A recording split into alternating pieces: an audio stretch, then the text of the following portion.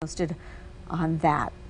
If you or anyone you know is job hunting, we have an investigator's report that you can't afford to miss. A woman who thought she'd landed a great job is now out $3,000. Here's News 4 Tucson investigator Matthew Schwartz on the employment hustle. Sucks. Sucks really bad. I didn't have $3,000. I didn't have any money to begin with. And I thought I scored a really awesome job, and then this happened. Tori Namanny admits she's a gullible, small-town girl. The 20-year-old recently moved to Tucson from South Dakota to leave the cold weather and live near relatives here. She scoured Craigslist ads looking for a job. Turns out she's the victim of a con job.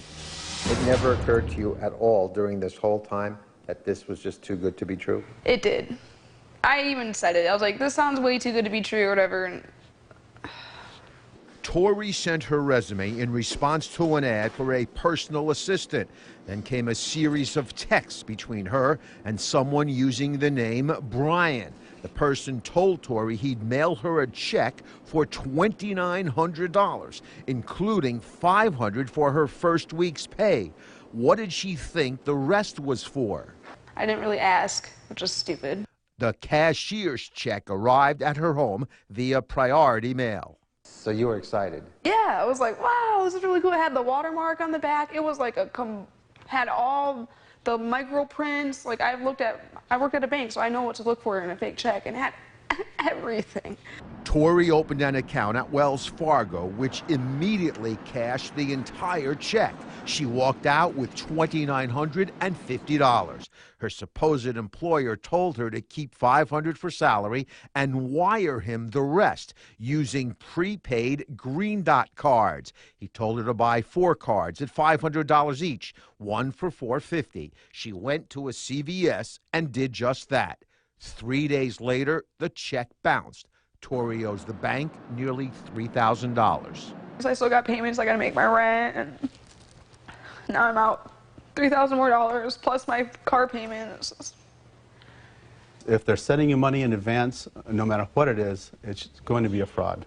Postal Inspector David Birch says investigators will look into this case, but the scammers are very hard to find because they usually live overseas.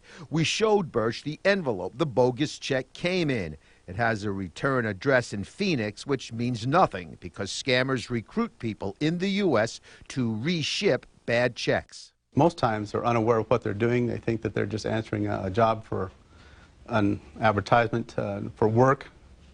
And it's an envelope stuffing type situation, but they're actually assisting in the fraud unknowingly. Never, ever, ever wire money, whether it's Western Union, MoneyGram, or a Green Dot money card. If you could talk to this scammer, what would you say to him? He is a low-life dirtbag.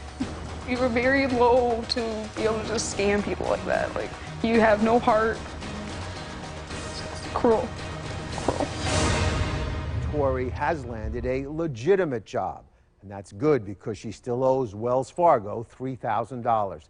As for the return address in Phoenix the scammer used, postal inspectors went there, and they say the resident knew nothing about this. The Postal Inspection Service website has more information on how to avoid becoming a victim of this scam, and we've put the link on our website, KVOA.com. Remember, if you have a story you'd like us to investigate, email us at investigators@kvoa.com or call 955-4444. Matthew Schwartz, News 4 Tucson. All right.